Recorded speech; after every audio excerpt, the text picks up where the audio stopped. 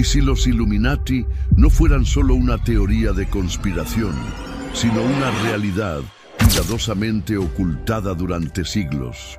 En el corazón de la Europa del siglo XVIII, bajo la vigilancia de monarcas y la Iglesia, un pequeño grupo de intelectuales trazó un plan audaz: transformar el mundo desde las sombras, usando el conocimiento como arma. En este video descubrirás cómo una sociedad secreta, surgida en una ciudad universitaria, llegó a convertirse en el símbolo eterno del poder invisible. Quédate hasta el final, porque lo que revelaremos hoy podría cambiar para siempre lo que crees saber sobre historia, poder y verdad. Todo comenzó en una noche primaveral de 1776, en la pequeña ciudad de Ingolstadt, Baviera. Mientras en América las colonias declaraban su independencia, en esta tranquila ciudad universitaria, un profesor de derecho canónico llamado Adam Weishaupt reunía a 5 jóvenes estudiantes en su estudio privado. A sus 28 años, Weishaupt ya era una figura controvertida en la universidad. Educado por jesuitas, pero profundamente influenciado por las ideas de la Ilustración francesa, sentía que el conocimiento estaba prisionero bajo llaves eclesiásticas y aristocráticas que debían ser rotas. ¿Qué movió a Weishaupt a crear una organización secreta? El joven profesor había presenciado cómo las ideas progresistas eran sistemáticamente silenciadas en las universidades bávaras. Los libros de Voltaire, Rousseau y d'Alembert circulaban de manera clandestina entre estudiantes y profesores como contrabando intelectual. La Iglesia Católica mantenía un férreo control sobre la educación, y el pensamiento libre era visto como una amenaza. Weishaupt, en lugar de confrontar abiertamente este sistema, concibió una estrategia más sutil: cambiar el mundo no desde fuera, sino infiltrándose en sus instituciones. Aquella noche, bajo la luz tenue de las velas, Weishaupt expuso su visión: crear una red de perfectibilistas, hombres dedicados al progreso de la humanidad mediante la razón y el conocimiento. No buscaban el poder por el poder mismo, sino la transformación gradual de la sociedad hacia un ideal ilustrado, donde la superstición y el dogma dieran paso a la ciencia y la libertad de pensamiento. Sus primeros seguidores eran, como él, profesores y estudiantes frustrados con las limitaciones impuestas a su intelecto. Lo que hizo único al proyecto de Weishaupt fue su elaborada estructura organizativa, inspirada parcialmente en la masonería, pero mucho más centrada en el secreto total. Cada miembro recibiría una educación progresiva, avanzando a través de niveles o grados a medida que demostrara su compromiso y capacidad. Esta estructura permitiría a la orden influir en las instituciones sin revelar jamás su verdadera naturaleza o alcance. Era un diseño perfectamente adaptado a una época donde expresar ciertas ideas podía significar el exilio, la prisión o incluso la muerte.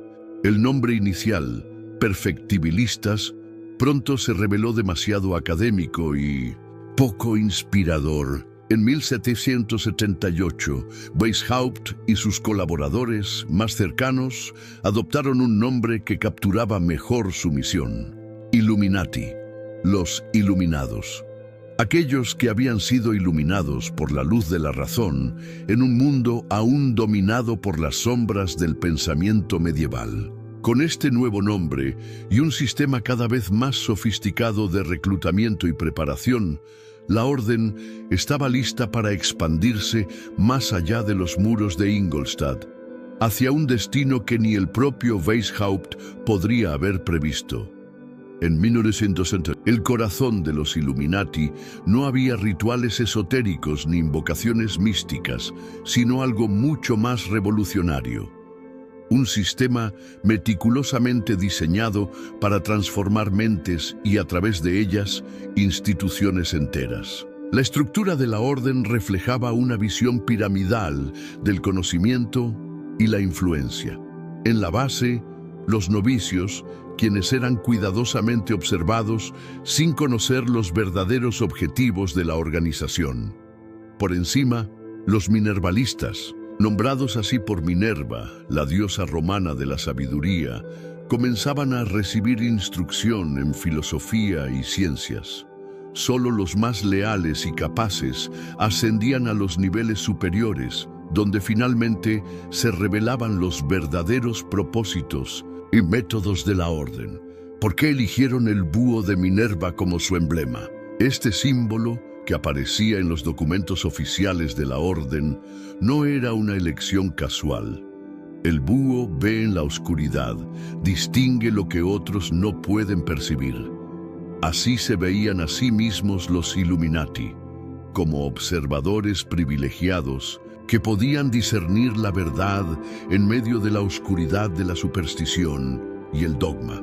Además, el búho ha sido tradicionalmente asociado con la sabiduría paciente y silenciosa, que aguarda el momento oportuno para actuar.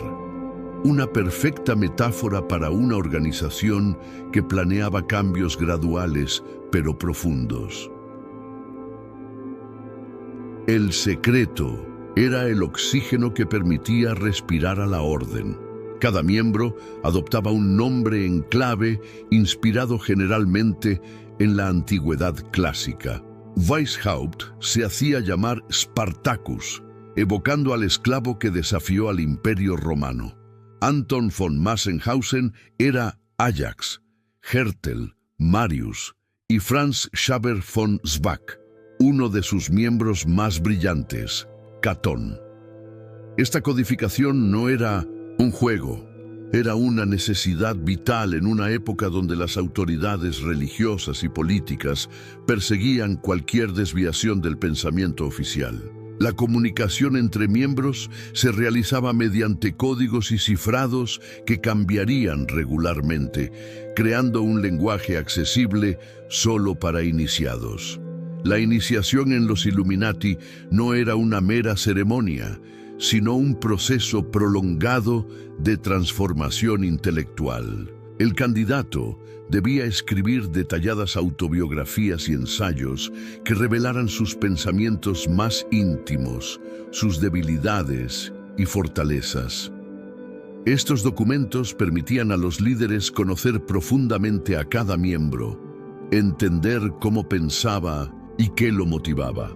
Adicionalmente, cada iniciado debía reportar mensualmente sus observaciones sobre otros miembros y sobre personas influyentes en su entorno. Se creaba así una red de vigilancia interna y externa que proporcionaba a la cúpula una visión privilegiada del mundo social e intelectual que les rodeaba. Lo más revolucionario de este sistema no eran sus rituales, sino su propósito educativo. Los Illuminati creían firmemente en la perfectibilidad humana a través de la educación. Cada nivel iniciático incluía lecturas obligatorias, discusiones filosóficas y ejercicios prácticos diseñados para liberar la mente de prejuicios religiosos y sociales.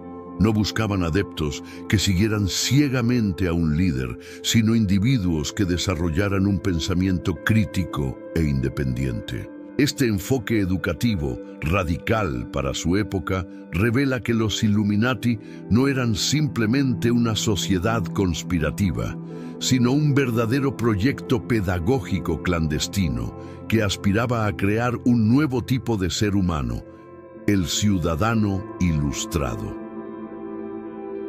La pequeña semilla plantada en Ingolstadt pronto comenzó a dar frutos mucho más allá de lo que Weishaupt había imaginado inicialmente. Entre 1778 y 1784, la Orden de los Illuminati pasó de ser un grupo local de académicos a convertirse en una red continental con ramificaciones en las principales ciudades del Sacro Imperio Romano Germánico. ¿Cómo lograron esta expansión sorprendente en tan poco tiempo?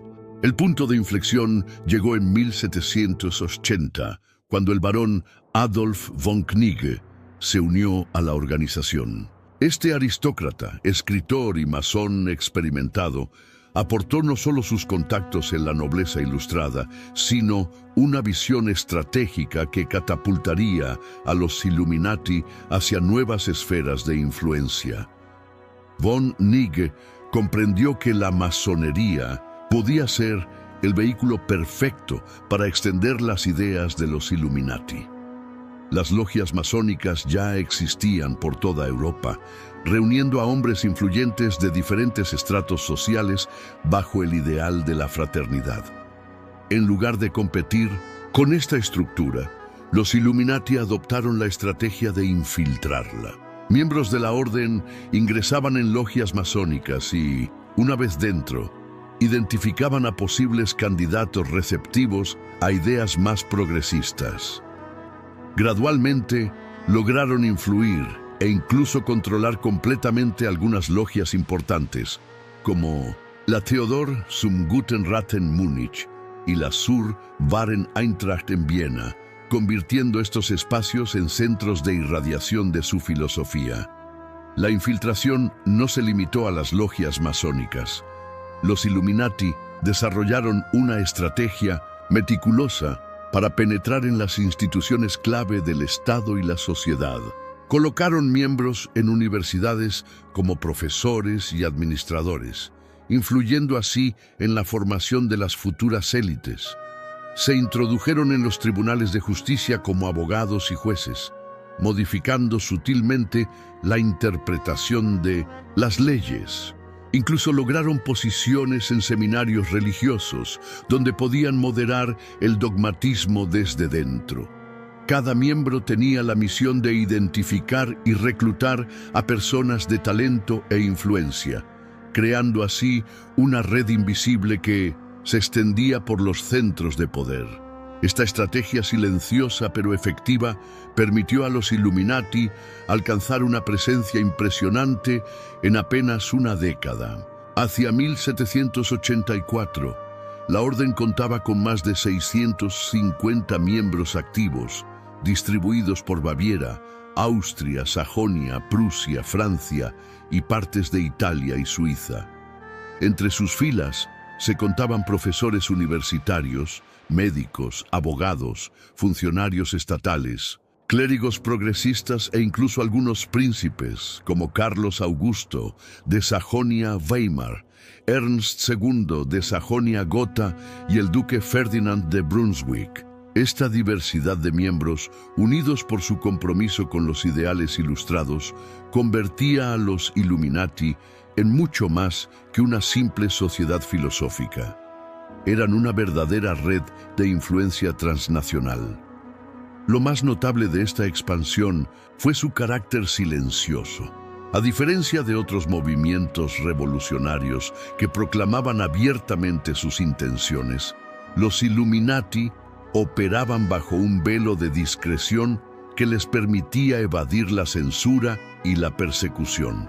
No buscaban derrocar gobiernos mediante la violencia, sino transformar gradualmente la sociedad a través de la educación y la influencia cultural. En cierto sentido, representaban una forma temprana de activismo sociopolítico, que entendía que el verdadero poder no residía en la fuerza bruta, sino en la capacidad de moldear mentalidades e instituciones. Esta sutileza les permitió crecer prácticamente inadvertidos durante años, hasta que un pequeño error cambiaría drásticamente su destino.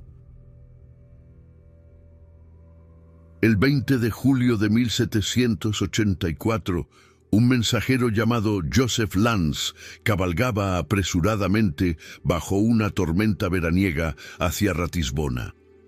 Lo que llevaba en su maletín valía más que el oro: documentos cifrados, listas de miembros, cartas internas y planes estratégicos de la Orden de los Illuminati. Lanz, que era un sacerdote excomulgado convertido en miembro de la Orden, nunca llegaría a su destino. Un rayo lo alcanzó en pleno camino, matándolo instantáneamente.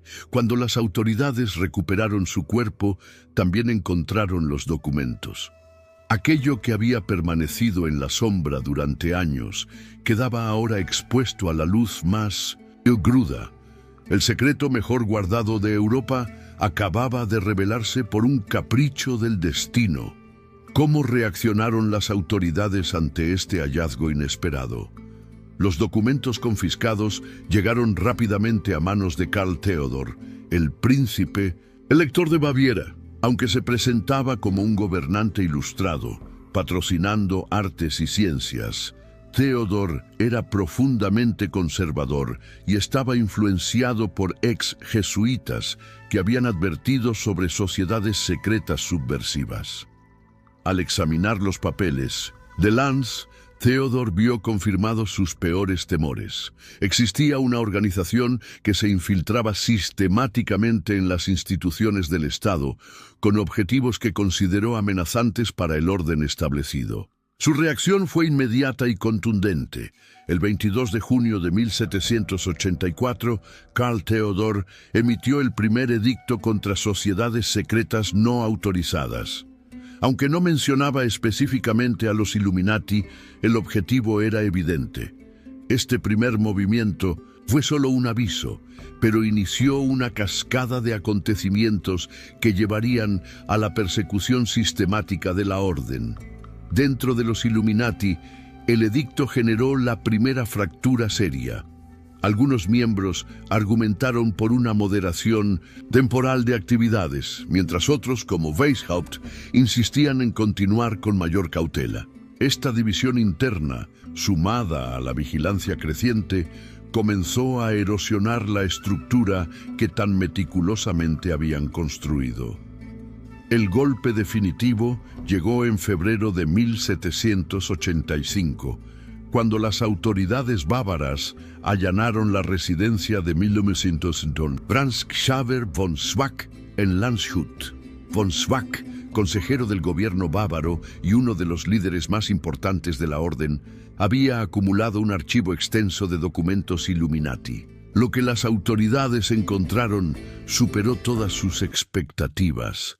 Cartas escritas por Weishaupt, donde explicaba métodos para abrir correspondencia sellada sin dejar rastro, fórmulas para tinta invisible, instrucciones detalladas para la iniciación de nuevos miembros, planes para establecer una rama femenina de la orden y, lo más alarmante para las autoridades, discusiones sobre cómo la organización podría influir en gobiernos e instituciones religiosas. Era el corazón documental de los Illuminati, expuesto en toda su complejidad. La respuesta de las autoridades no se hizo esperar. Karl Theodor ordenó la publicación de algunos de estos documentos bajo el título Escritos originales de la Orden de los Illuminati, creando un escándalo público sin precedentes. Las páginas mostraban no solo los nombres reales de miembros prominentes, sino detalles sobre su organización interna y sus aspiraciones de reforma social. Para una sociedad todavía profundamente religiosa y monárquica, la idea de una organización secreta que cuestionaba la autoridad tradicional resultaba aterradora. La opinión pública, azuzada por sermones dominicales y publicaciones oficiales, comenzó a ver a los Illuminati no como filósofos idealistas, sino como una amenaza existencial para el orden social. Lo que había comenzado como un proyecto intelectual en una pequeña universidad, ahora se enfrentaba a la maquinaria completa del Estado bávaro, determinado a erradicar lo que consideraba una infección peligrosa en el cuerpo político. El 2 de marzo de 1785, Karl Theodor firma el segundo edicto. Esta vez no hay ambigüedades. La orden de los Illuminati queda explícitamente prohibida en todo el territorio bávaro. El texto del decreto describe a la organización como una secta traicionera y enemiga de la religión, ordenando su disolución inmediata bajo pena de muerte. Para los miembros que habían dedicado años a construir esta red, el golpe es devastador. De la noche a la mañana, pertenecer a los Illuminati se convierte no solo en un delito, sino en una sentencia potencialmente fatal. Las reuniones cesan, los códigos se destruyen, los archivos secretos son quemados apresuradamente, mientras la policía comienza a tocar puertas. ¿Cómo respondieron los Illuminati ante esta persecución sistemática? La reacción fue diversa y revela las fracturas internas que ya existían. Algunos miembros renunciaron públicamente, distanciándose de la organización para salvar sus carreras y vidas. Otros, como Adolf von Knigge, uno de los principales estrategas de la expansión, habían abandonado la orden meses antes por desacuerdos con Weishaupt sobre la dirección y los métodos. Los más comprometidos intentaron mantener contactos subterráneos, esperando que la tormenta pasara. Pero el fundador, Adam Weishaupt, enfrenta la consecuencia más directa. Es destituido de su cátedra en la Universidad de Ingolstadt y debe huir apresuradamente de Baviera, dejando atrás su biblioteca, sus posesiones y gran parte de su vida. La persecución se intensifica durante 1786. Karl Theodor establece una comisión especial para investigar y procesar a los Illuminati. Cualquier funcionario sospechoso de pertenencia a la orden es sometido a interrogatorios. Las logias masónicas son rigurosamente inspeccionadas. Los simpatizantes conocidos pierden posiciones, cátedras, pensiones. El mensaje es claro. No solo la organización, sino la idea misma de una sociedad secreta dedicada a la reforma debe ser erradicada. El 16 de agosto de 1787, un tercer edicto refuerza las prohibiciones anteriores y aumenta las penas, convirtiendo la pertenencia actual o pasada a los Illuminati en un crimen de lesa majestad, punible con la confiscación de bienes y potencialmente la ejecución. Weishaupt, mientras tanto, encuentra refugio en Gotha, bajo la protección del duque Ernest II de Sajonia-Gotha-Altenburg, simpatizante de las ideas ilustradas y posiblemente miembro secreto de la orden. Desde este exilio intenta defender su legado. Publica una serie de escritos apologéticos como Justificación completa de mi persona, 1787, y El sistema corregido de los Illuminati, 1788, donde presenta la orden como una sociedad puramente filosófica y educativa, sin intenciones subversivas. Pero estas defensas llegan demasiado tarde. La imagen pública de los Illuminati ya ha sido definida por sus enemigos, y la organización que construyó con tanto cuidado se desvanece ante sus ojos. Para 1790, los Illuminati bávaros habían dejado oficialmente de existir como organización estructurada. Sus líderes estaban exiliados, encarcelados o reintegrados a la sociedad tras renuncias públicas. Sus documentos habían sido confiscados, publicados selectivamente y archivados. Su reputación había sido sistemáticamente destruida a través de sermones, edictos y publicaciones oficiales. Aparentemente, el capítulo de los Illuminati en la historia europea había terminado apenas 14 años después de su fundación, pero aquello que parecía ser el fin resultaría ser solo el principio de algo mucho más duradero, la transformación de una sociedad secreta real en un mito político que trascendería siglos. El 14 de julio de 1789, miles de parisinos se levantan en armas y asaltan la Bastilla, fortaleza-prisión símbolo del poder absolutista. En cuestión de semanas, el régimen monárquico que había gobernado Francia durante siglos comienza a desmoronarse. La Asamblea Nacional abolirá los privilegios feudales. El rey Luis XVI verá su poder limitado. y un nuevo lenguaje político inundará las calles y los salones. Libertad, igualdad, fraternidad. Europa contempla atónita cómo la nación más poderosa del continente se sumerge en una revolución sin precedentes. Para los monarcas vecinos, la pregunta no es solo por qué ha ocurrido, sino también quién lo ha provocado. Y en ese clima de paranoia y búsqueda de explicaciones, un nombre comienza a resonar en los círculos conservadores: Illuminati. ¿Existió realmente una conexión entre los Illuminati y la Revolución Francesa? Históricamente, no hay evidencia directa y concluyente. La orden había sido oficialmente disuelta en Baviera años antes, y aunque algunos de sus miembros pudieran haber escapado a Francia, no existe documentación que demuestre una influencia organizada en los eventos revolucionarios. Sin embargo, lo que sí es innegable es la similitud ideológica. Muchos de los principios que defendían los Illuminati, secularismo, racionalismo, crítica a las jerarquías tradicionales, eran también banderas del movimiento revolucionario francés. Esta coincidencia ideológica, en un momento de extrema tensión política, fue suficiente para que mentes predispuestas establecieran conexiones causales donde quizás solo existían paralelismos. La teoría de la conspiración tomó forma rápidamente. En salones aristocráticos de toda Europa se comenzó a susurrar que la caída de la monarquía francesa no era un fenómeno espontáneo, sino el resultado de años de maquinaciones subterráneas. Según esta narrativa, la Orden de los Illuminati no había desaparecido realmente tras su prohibición, sino que se había trasladado a Francia, infiltrándose en las logias masónicas parisinas, especialmente en el Gran Oriente, y desde allí habría sembrado las semillas de la revolución.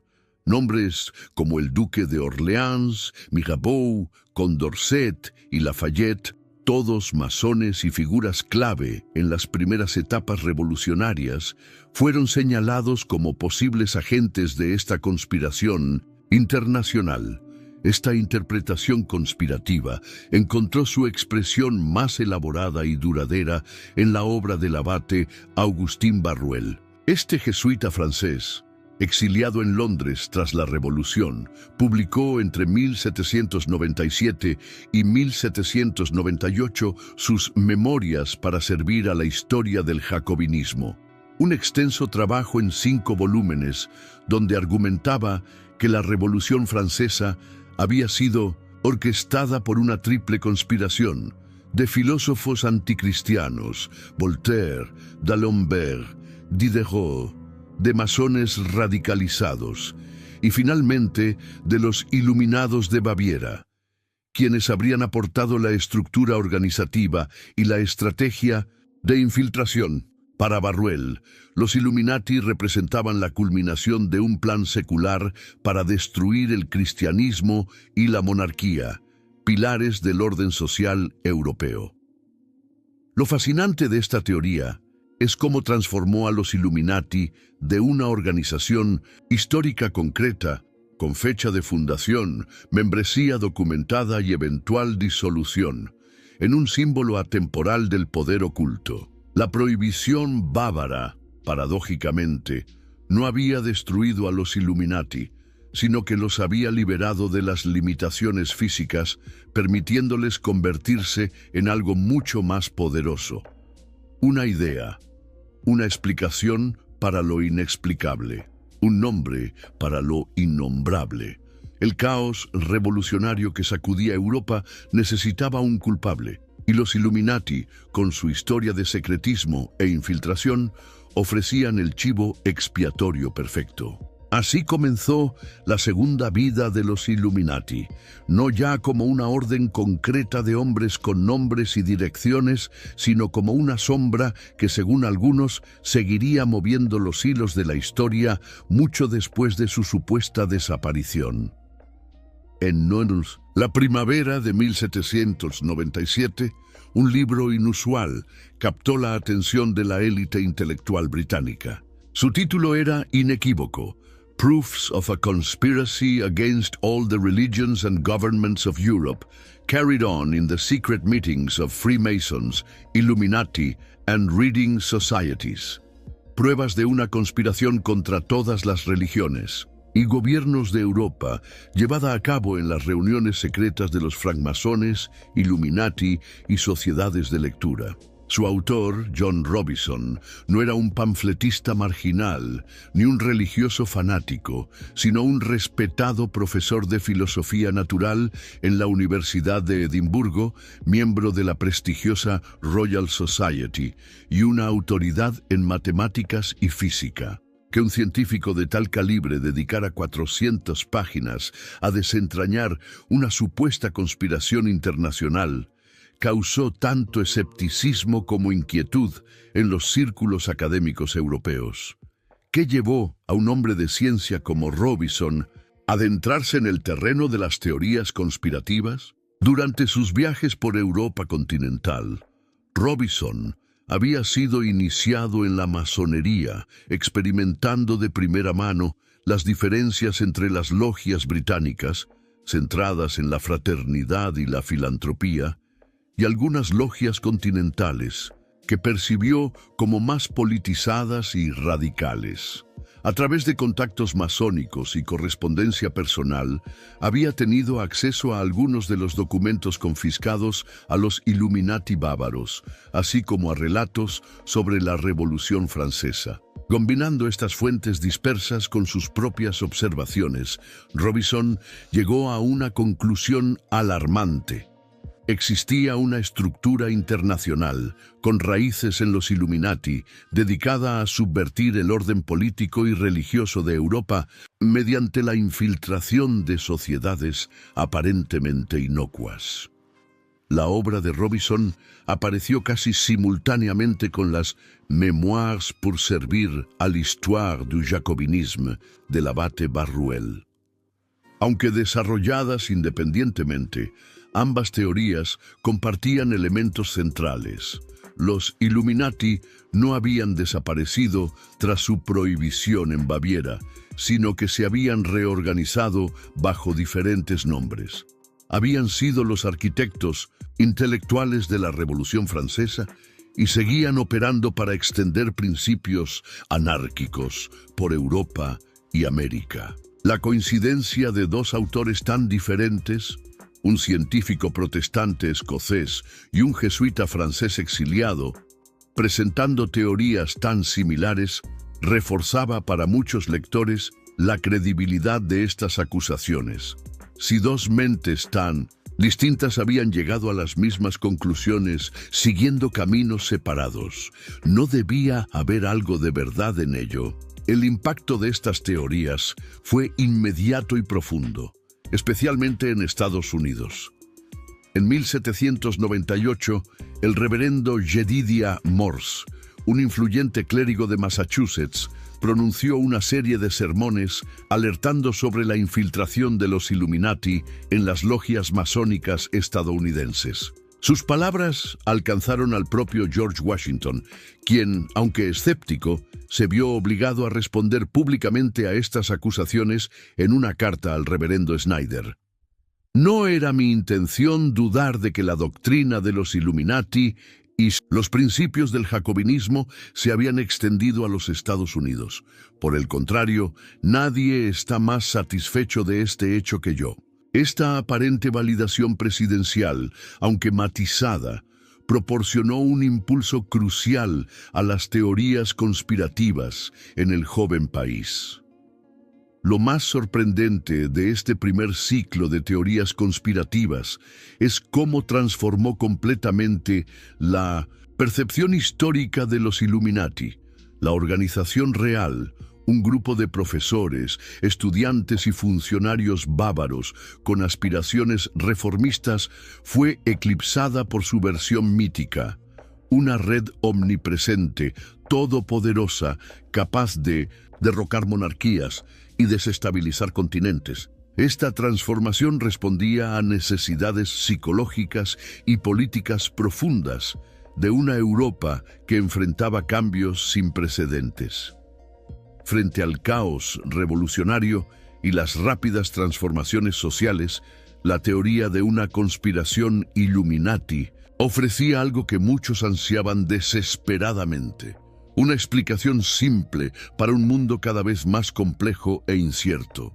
El mito había comenzado su largo viaje a través del tiempo, alimentándose de cada nueva crisis, cada nueva revolución, cada nuevo momento de incertidumbre, asumiendo formas nuevas, pero conservando siempre su esencia, la idea de un poder invisible que mueve los hilos de la historia. A medida que el siglo XIX avanzaba, los Illuminati experimentaron una curiosa metamorfosis histórica. La organización real, con sus documentos, miembros y fecha concreta de disolución, comenzó a desvanecerse en la memoria colectiva, mientras su versión mitificada crecía y se transformaba con cada nueva crisis social o política. Durante la era de las revoluciones que sacudió Europa en 1848, panfletos conservadores resucitaron el fantasma de los Illuminati, presentándolos como los arquitectos invisibles de las barricadas que se levantaban desde Berlín hasta Viena. Ya no importaba que ninguno de los revolucionarios se identificara como Illuminati. El nombre se había convertido en sinónimo de cualquier fuerza que amenazara el orden establecido. ¿Por qué el mito de los Illuminati resultó tan resistente al paso del tiempo? La respuesta radica en su extraordinaria adaptabilidad. A diferencia de otras teorías conspirativas centradas en eventos específicos, la narrativa de los Illuminati ofrecía un marco interpretativo general que podía aplicarse a casi cualquier circunstancia histórica. En la era industrial, cuando el surgimiento de movimientos obreros y sindicales alteraba el equilibrio social, los Illuminati fueron vinculados al socialismo y al comunismo naciente. Durante periodos de tensión religiosa, se les presentaba como agentes del secularismo y el anticlericalismo. En momentos de cambio científico acelerado, se les asociaba con el racionalismo radical que amenazaba las verdades tradicionales. El mito funcionaba como un camaleón ideológico, cambiando de color según las ansiedades dominantes de cada época. Este proceso de mitificación alcanzó nuevas dimensiones con la publicación en 1868 de Los misterios de la francmasonería, por el francés Léo Taxil. Este libro, que alcanzó enorme difusión, establecía conexiones directas entre los Illuminati, la masonería y supuestas prácticas satánicas. Lo fascinante del caso Taxil es que años después, en 1897, su autor confesó públicamente que toda su obra había sido una elaborada farsa, diseñada para explotar los prejuicios anticatólicos. Sin embargo, esta revelación apenas dañó la credibilidad del mito. Para entonces, la narrativa de los Illuminati se había vuelto impermeable a desmentidos, fortalecida paradójicamente por cada intento de refutación, que era interpretado como prueba adicional de su influencia para ocultar la verdad. Con la llegada del siglo XX, el mito de los Illuminati se entrelazó con nuevas corrientes de pensamiento conspirativo. La publicación en 1903 de los Protocolos de los Sabios de Sion, un texto antisemita fraudulento que alegaba revelar un plan judío para el dominio mundial, incorporó elementos previamente asociados a los Illuminati. Durante el periodo de entreguerras, autores como Nesta Webster en Inglaterra y William Guy Carr en Norteamérica desarrollaron elaboradas teorías que vinculaban a los Illuminati con la revolución bolchevique, las instituciones financieras internacionales y supuestas confabulaciones para establecer un gobierno mundial único. Ya no se trataba de una pequeña sociedad secreta bávara, sino de una vasta conspiración que abarcaba siglos, continentes y las más altas esferas del poder global. Lo que había comenzado como un grupo de académicos reformistas en una pequeña universidad alemana se había convertido, 2 siglos después, en el arquetipo universal de la conspiración oculta. Sus símbolos, el ojo dentro del triángulo, el búho, las referencias geométricas, comenzaron a ser identificados en los lugares más insospechados.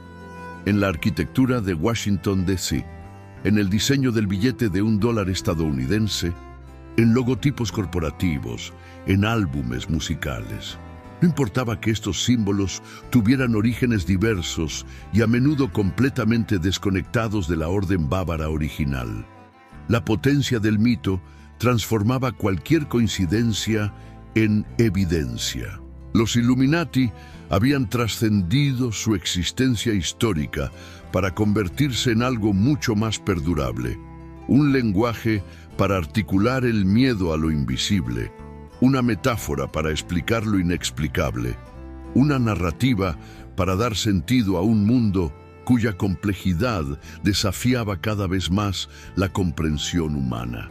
En los tranquilos pasillos de las universidades, lejos del sensacionalismo mediático y las teorías conspirativas de Internet, un grupo reducido de historiadores ha dedicado décadas a reconstruir la historia real de los Illuminati bávaros. Su trabajo meticuloso en archivos alemanes, examinando documentos originales, correspondencia personal y registros judiciales de la época, ha permitido separar gradualmente el hecho histórico de la ficción acumulada durante siglos. Entre estos investigadores destaca el profesor Richard van Dulmen, cuyo libro Der Geheimbund der Illuminaten, la sociedad secreta de los Illuminati, publicado en 1975, estableció una nueva base académica para el estudio científico de la orden, alejándose tanto de la demonización tradicional como de la romantización.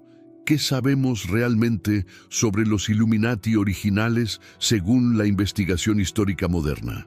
Los estudios académicos contemporáneos confirman la existencia de la orden como un fenómeno histórico concreto y documentado, activo entre 1786 y 1787.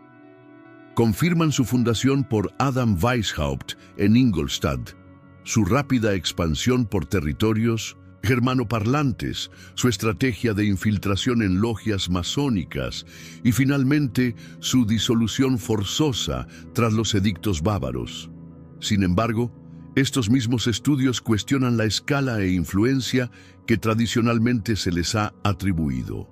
Los documentos evidencian que, en su apogeo, la orden contaba con aproximadamente 650 miembros activos, lejos de los miles o incluso millones que algunas teorías les atribuyen. Y aunque incluían personas influyentes, su poder real era limitado y localizado. El historiador Reinhard Koselleck ha señalado que la importancia histórica de los Illuminati no radica tanto en lo que lograron hacer, sino en lo que representaron. Un nuevo tipo de sociabilidad política que desafiaba las estructuras tradicionales de poder. En su análisis, los Illuminati fueron importantes no como conspiradores todopoderosos, sino como síntoma de las profundas transformaciones que experimentaba la esfera pública europea a finales del siglo XVIII. Representaban la emergencia de redes intelectuales transnacionales que, aunque minoritarias, comenzaban a articular una crítica sistemática al antiguo régimen y a imaginar formas alternativas de organización social basadas en principios ilustrados. Su verdadero legado, según esta interpretación, no fue una conspiración continua, sino un precedente importante en la historia de los movimientos reformistas europeos. La especialista Mónica Neugebauer-Wölk ha aportado una dimensión adicional al debate académico, explorando la dimensión religiosa de los Illuminati. Contrariamente a la imagen popular que los presenta como ateos radicales, su investigación muestra que muchos miembros, incluido Weishaupt, mantenían creencias que podrían describirse como deístas o panteístas. No rechazaban completamente lo espiritual, sino que buscaban reformular la religiosidad en términos compatibles con la razón ilustrada. Los rituales de la orden, lejos de ser ceremonias satánicas, como afirmarían sus detractores, eran ejercicios pedagógicos diseñados para inculcar valores éticos como la autodisciplina, la búsqueda de conocimiento y el compromiso con el bien común, utilizando un lenguaje simbólico derivado parcialmente de la masonería y parcialmente creado por Weishaupt y sus colaboradores.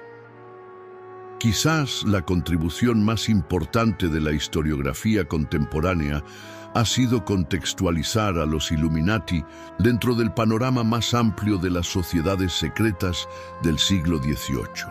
Lejos de ser una anomalía, los Illuminati formaban parte de una rica tradición de asociaciones privadas, literarias, filosóficas, científicas y políticas que proliferaron en la Europa de la Ilustración, desde los Rosacruces hasta la Orden de los Asiáticos, desde clubes patrióticos hasta academias científicas semiclandestinas.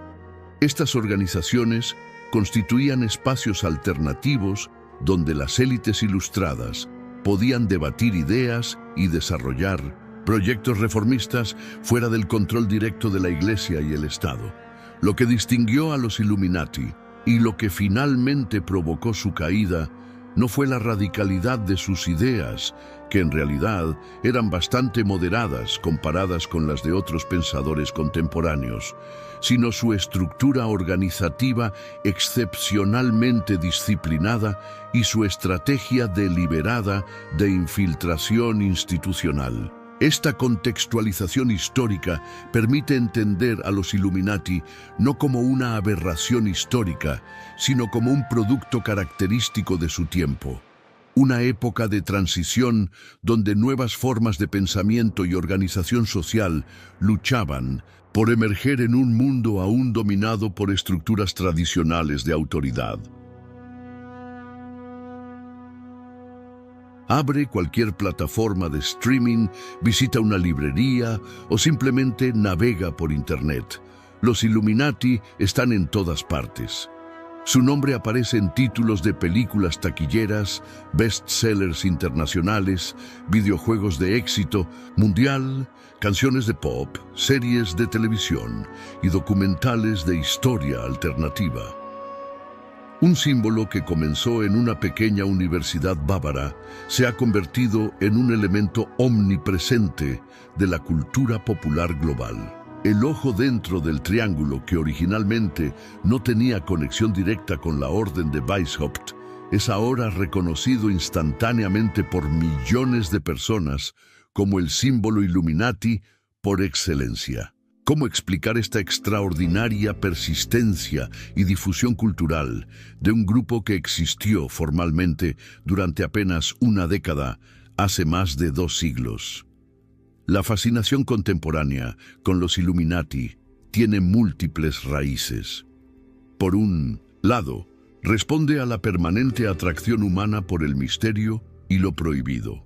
Las sociedades secretas ejercen una seducción particular sobre nuestra imaginación, ofreciendo la promesa de acceso a conocimientos ocultos, a verdades que ellos no quieren que sepamos. Esta atracción se ha multiplicado exponencialmente en la era digital, donde la sobreabundancia de información paradójicamente aumenta la sensación de que algo permanece oculto.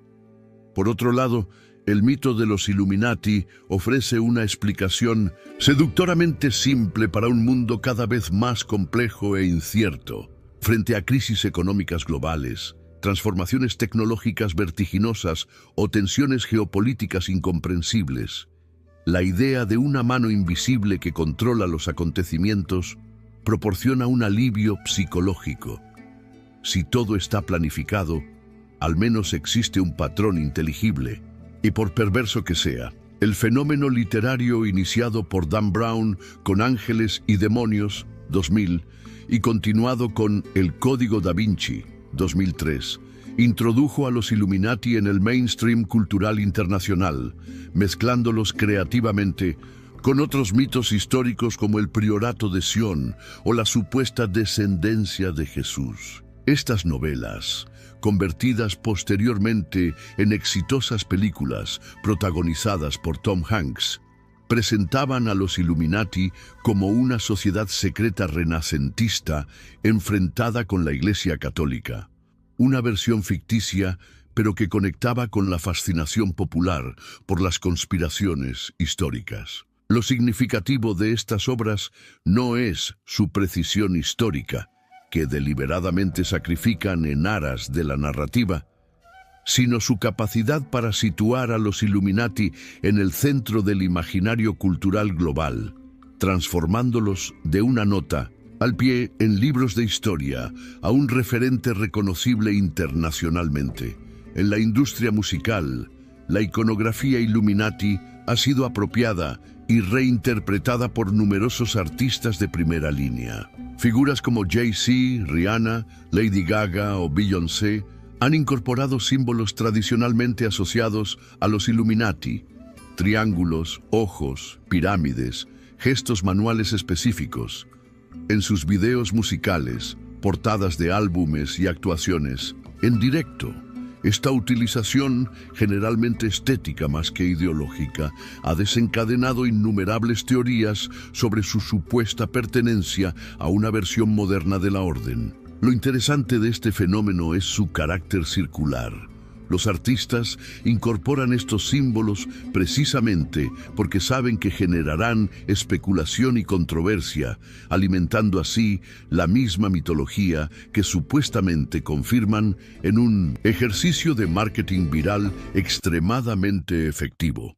La era de Internet ha llevado la omnipresencia cultural de los Illuminati a nuevas dimensiones. Miles de canales de YouTube, blogs, podcasts y foros están dedicados exclusivamente a decodificar supuestos mensajes Illuminati en prácticamente cualquier aspecto de la cultura contemporánea, desde logotipos corporativos hasta gestos de políticos en actos públicos. Esta industria de la conspiración genera millones de visualizaciones y, consecuentemente, significativos ingresos publicitarios, creando un poderoso incentivo económico para la perpetuación y elaboración constante del mito.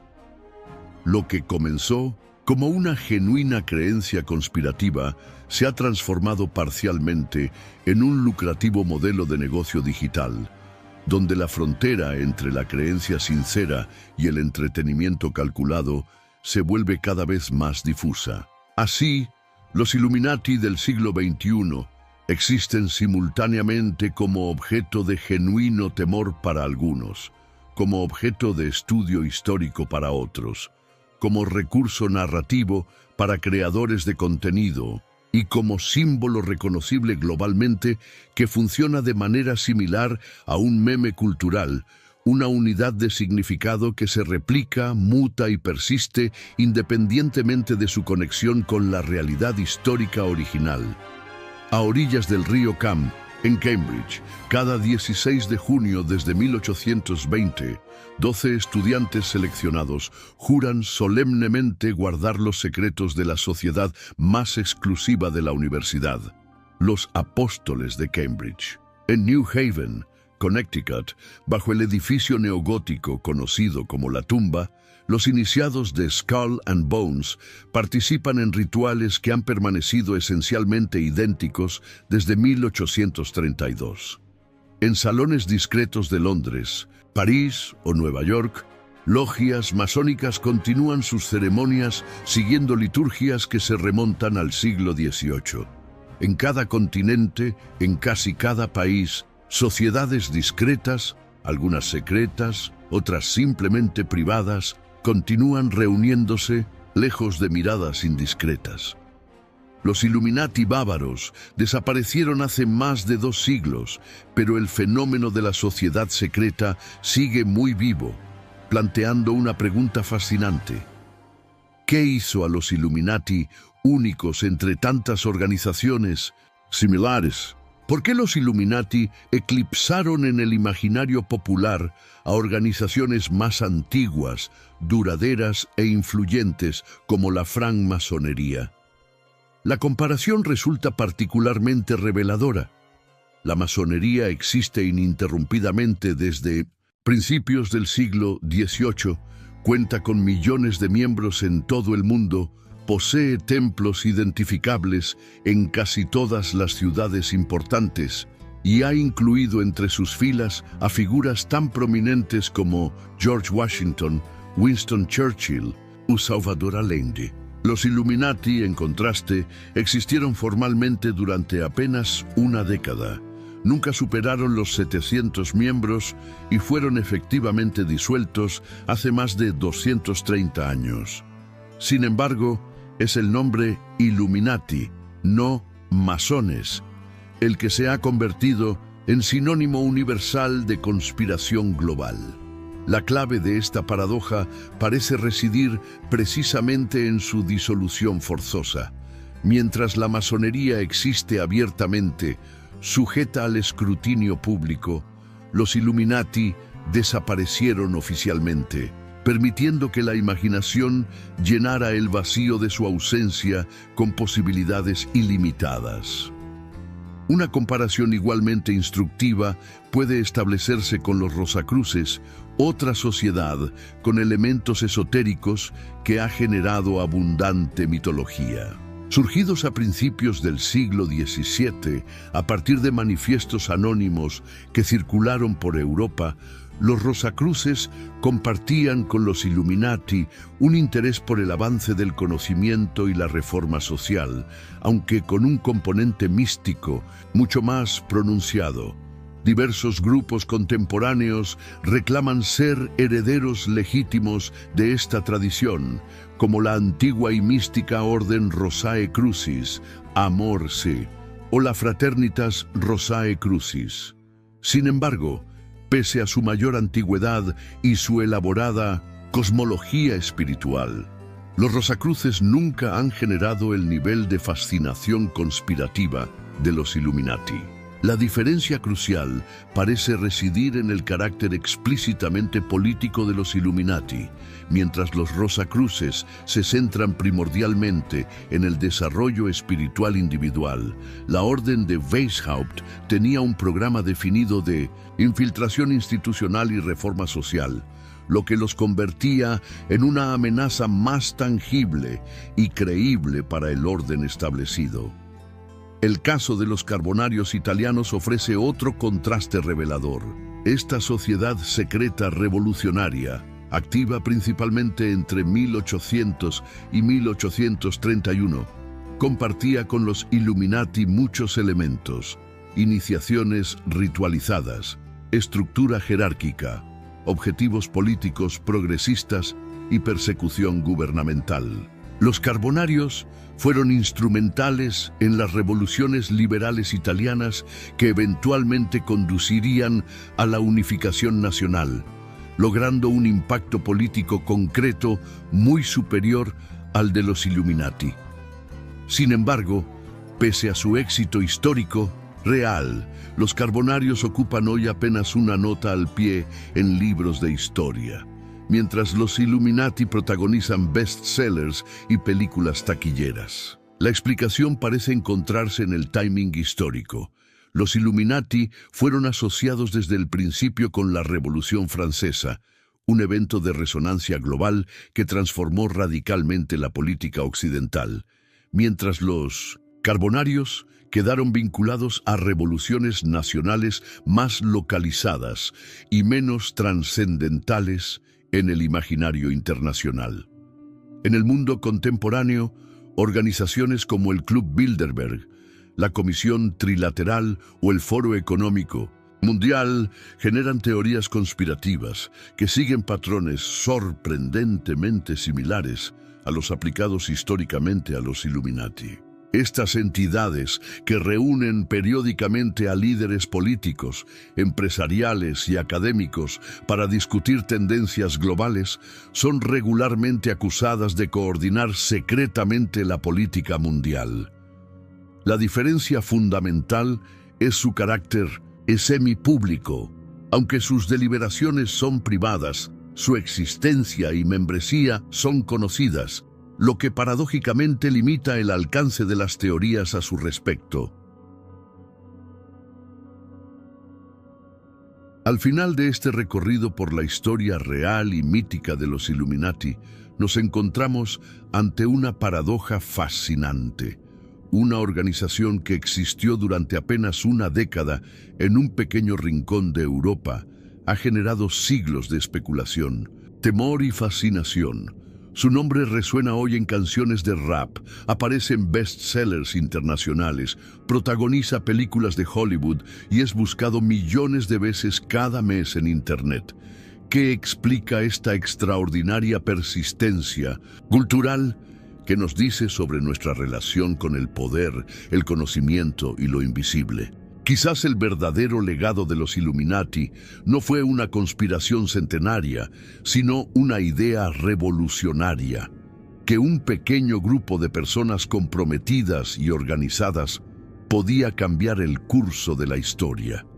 Esta idea, encarnada en la estructura y estrategia de la orden original, ha demostrado ser increíblemente poderosa y duradera, inspirando tanto a movimientos emancipadores como a regímenes autoritarios a lo largo de los siglos. Del mismo modo, quizás la persistencia del mito Illuminati no debería verse como una simple paranoia colectiva, sino como expresión de una intuición fundamental sobre la naturaleza del poder en el mundo moderno. Que muchas de las fuerzas que dan forma a nuestras vidas operan efectivamente en ámbitos inaccesibles al ciudadano común, ya sean mercados financieros globales, algoritmos de inteligencia artificial o acuerdos geopolíticos a puerta cerrada.